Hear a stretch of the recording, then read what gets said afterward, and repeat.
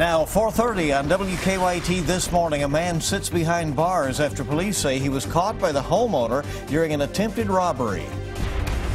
It's meant to make life easier for motorists, but Lexington's newest roadway is already raising concerns after multiple collisions have occurred.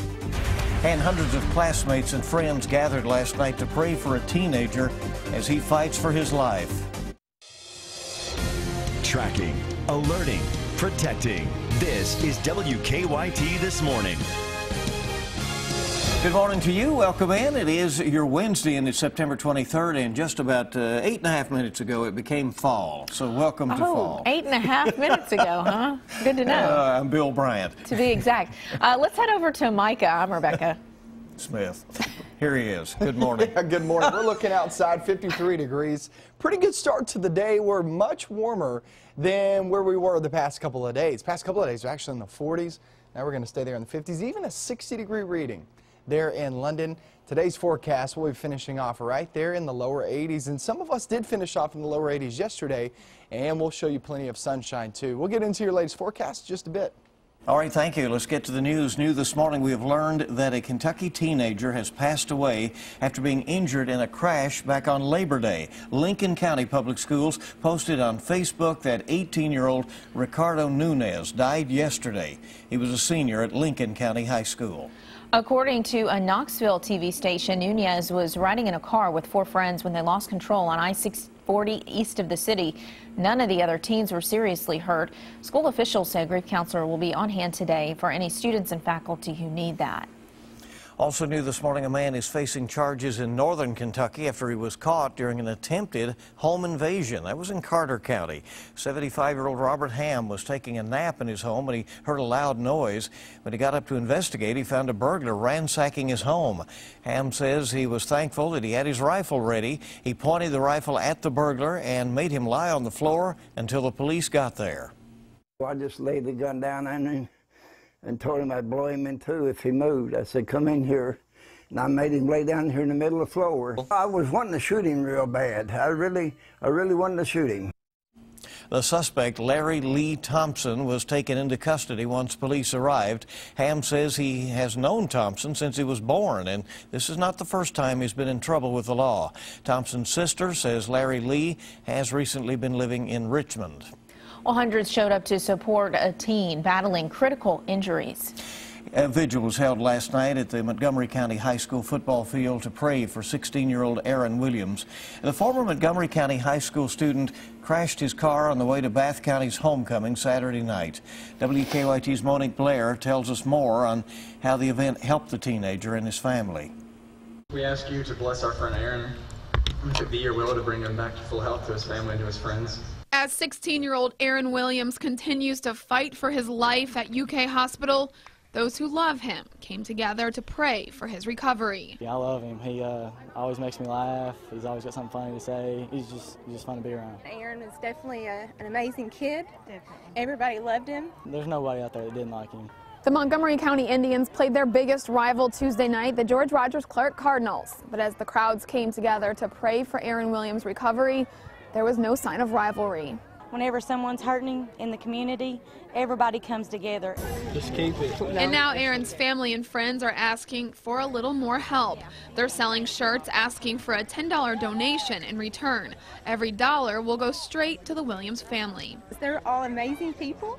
They would give everything they had for anyone. They're self-employed. They're going to be out for months. I mean, Aaron's going to be down for months, you know. And it's going to be a long rehabilitation for him to come back. For now, as Aaron continues to fight, his loved ones say they're holding on to what they call the power of prayer. It is amazing because this morning we had some bad news. Everybody stopped and prayed. The next thing we know, we got good news. He gave a thumbs up today. In Montgomery County, Monique Blair, WKYT. And if you're interested in how you can help the Williams family, you can go to our website. We have some information about that at WKYT.com. Well, the father of a murdered state police trooper visited Frankfort Tuesday to push for making cruisers more safe. Trooper Cameron Ponder died last week when a suspect fired shots into his cruiser. House Speaker Greg Stumbo is asking state police to look into different methods of protecting officers and their vehicles. A bulletproof windshield would have saved my son's life. Thank you. And lastly, to my humble son, Cameron, let your light so shine before men that they may see your good works and glorify your Father, which is in heaven. Amen. Well, Stumbo says he hopes to have a bill ready to go to the legislature in January.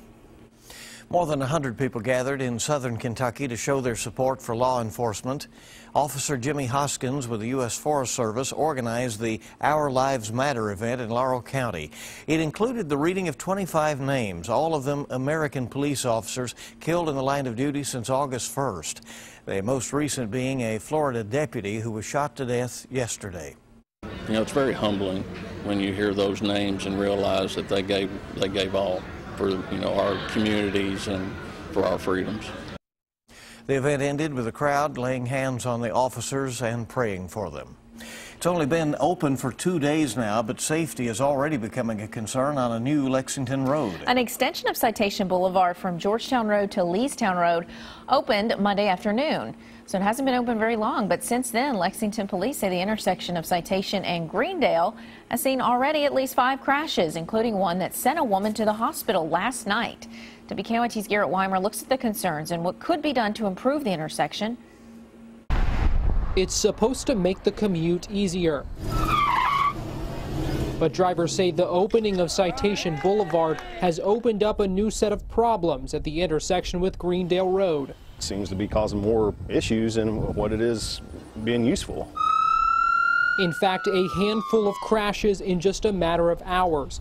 On Tuesday evening, a woman had to be cut out of her car and taken to the hospital after police say she pulled out in front of a semi on Citation. We just were talking about how dangerous the intersection seemed to be, and then all of a sudden it was very strange. We just heard the accident happen. It was very, metal on metal, and we walked up here and just saw. Right now, it's just a two-way stop on Greendale. Several signs remind drivers that cars on Citation don't have to stop, and a police officer sits nearby hoping to slow drivers down. I received emails, phone calls, and Facebook messages concerned about the intersection and asking that we install a light here. The Kentucky Transportation Cabinet says Greendale Road doesn't have enough traffic for a stoplight, but they've planned a traffic count in the coming weeks to see if it needs one now, like there is here at the intersection of Buck Lane. While they wait, some drivers say they'll go another way. It's about the only suitable thing at this point, because at this time, until this is fixed, it's not safe. In Lexington, Garrett Weimer, WKYT. Well, because Greendale is a state road, it's the state's decision whether or not to put a light at that intersection. Danville police have arrested a man who they say stole hemp plants. Police arrested Timothy Preston after being called to the Walmart parking lot for the report of 2 men selling marijuana out of a truck. Police say the plants were stolen from a legal hemp grow on private property. Preston is facing several charges, including receiving stolen property. Police say the other man was not involved in the theft. This morning, a man is behind bars after police say he was making meth near a homeless shelter. The Whitley County Sheriff's Office says 50-year-old Bobby Strunk had 3 one-step meth labs around him when they found him behind a Williamsburg homeless shelter. Deputies say he was living at the shelter and also had meth in his room.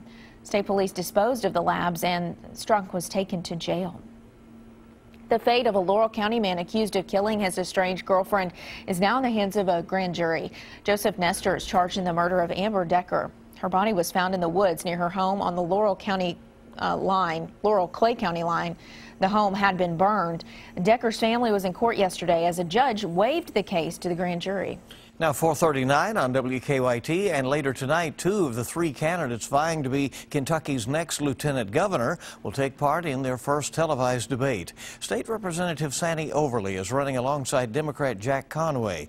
Military veteran Janine Hampton is the Republican nominee. She is Matt Bevan's pick for the ticket. The debate will be hosted by WKYT, WLKY, and the League of Women Voters. You can watch a live stream of the debate beginning at 7 o'clock tonight on our website at WKYT.com, and then at 10 o'clock tonight you can watch an encore presentation of the debate. We'll be presenting that on television on the CW Lexington. Again, the CW Lexington tonight at 10 o'clock for that. So I'll be there for that tonight. Looking forward to it. Okay. WKYT This Morning is just getting started. Great to have you along with us. Head lice is a common condition, one that's becoming more resistant to treatments. Moms Every Day has some ways to help later in the show. Still about the temperatures the next couple of days. We're rising each and every single day, which means one thing, a little bit of rain's on the way. I'll get into that in just a few minutes.